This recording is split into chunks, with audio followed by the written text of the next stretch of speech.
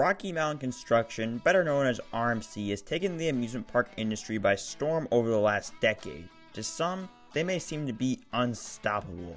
However, there have been a few hiccups throughout the years that have slowed them down a little bit.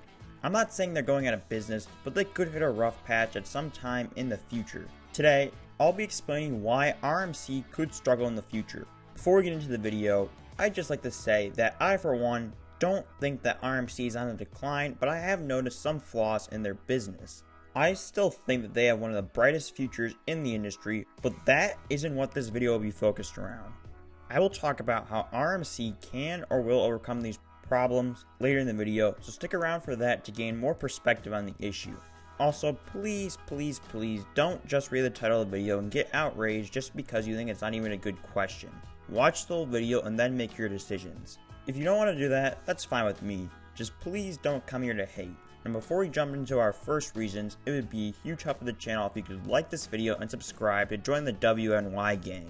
Both are free and they really help out the channel. Now with all that being said, let's jump right into our first topic, which is the lack of diversity among models that the company produces. RMC has really mastered their iBox track model. Can't take anything away from them there. They've built over a dozen of these throw machines and I'm sure there's more on the way. They've also started to pump out more of their Raptor model, which so far has worked out great. They also have their Topper Track model and the T-Rex model, but that one still seems to be in the works. Beyond that, RMC doesn't have much to offer at this point in time. RMC will probably have to diversify their selection of models in the future, like most of the successful companies in the industry have been able to do. Take a company like B&M for example. They have so many successful and relevant models like their Hyper, Floorless, Wing, Dive, Inverted, and Flying models. Same thing with Intamin. They have many models and have consistently updated their technologies as time has gone on. I'm not saying that RMC can't or won't do this, but this could leave some time for them to hang out to dry for the time being. As of now, RMC has put their main focus into their Raptor and iBox models. The iBox track thrives on the iron horse treatments, with rough wooden coasters being revamped into new hybrid coasters. My question is, how many coasters are really going to be getting this treatment in the future? I'm well aware that RMC can build these models from the ground up, but as we learned with Zadra, the price tag is a little less appealing, with the approximate cost of that coaster being about $16.4 million USD. For this upcoming year, 3 out of the 4 new RMCs being built around the world are Raptors, which is a great thing. The main flaw of the Raptors has always been the low capacity, which can turn off bigger parks. This makes me wonder how many of these will be sold in the long run.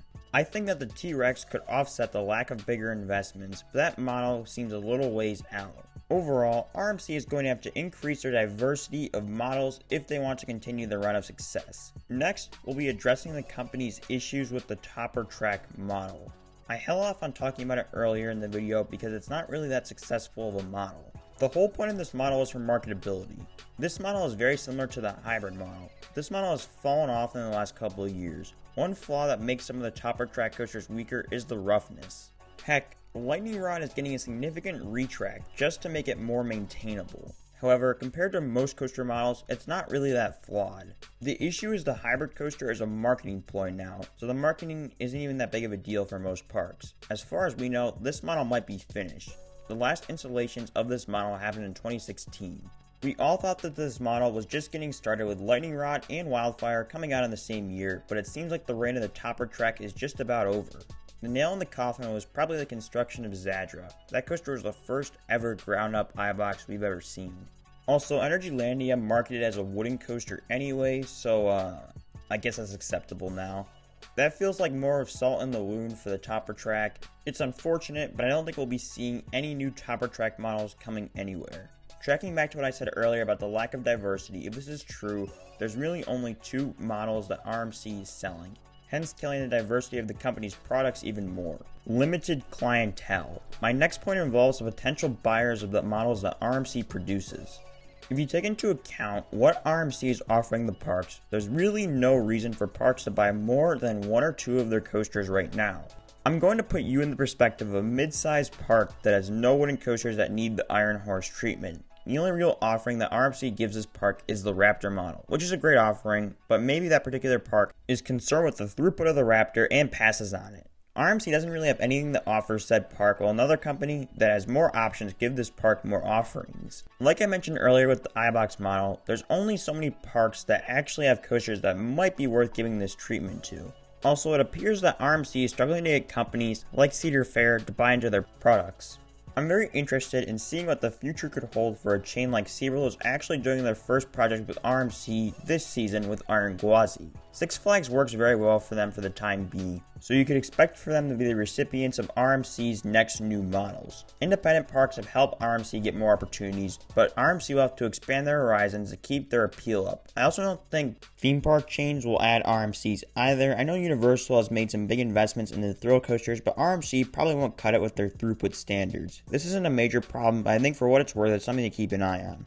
One way they can rectify this is by widening their appeal to more parks outside of North America, which they have been doing, but overall, it's an interesting topic. Evolving competition. The last reason I'll be discussing is the evolving competition throughout the industry.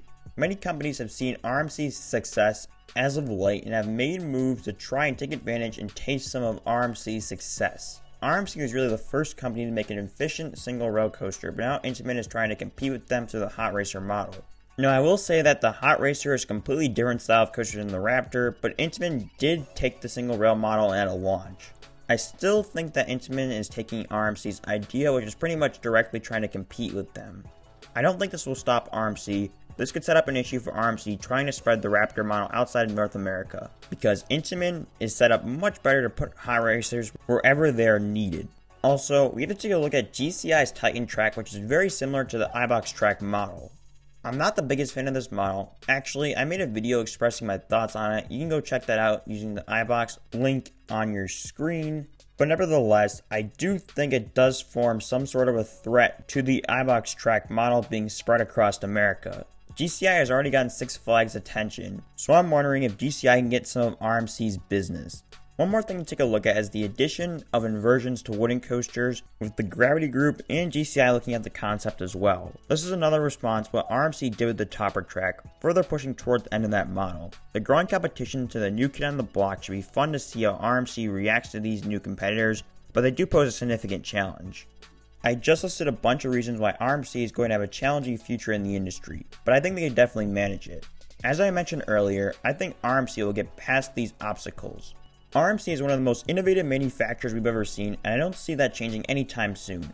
However, I believe it will be fun to watch how other manufacturers use the blueprints that RMC created to make their own rides better in the future. This should be very interesting to see if RMC comes out with something fresh to shock us all again. And that's really the solution to all their problems. They just need to add one or two more models to diversify the range to appeal to more parks across the industry. Adding a couple more coaster models to their selection will rectify any issues that I mentioned earlier in this video. I'm confident that RMC will do that, so I guess that solves a lot of their problems if they are able to do that. I still think RMC is set for the next 5 to 10 years, but eventually they'll need to innovate, but fortunately that's what they do best. This is definitely a very exciting time to be an enthusiast with all these new models coming out, but yeah, I don't think RMC is going away anytime soon if you guys thought I was suggesting that. I'd like to thank you all for making it to this point in the video. I really appreciate you. You may as well drop a like and subscribe because I'm hoping this means you liked it. Also, make sure to leave me a comment on your thoughts about what the future holds for RMC and who you think could be competing with them in the future. But with all that being said, I'd like to thank you all for watching and I'll see you all in the next video.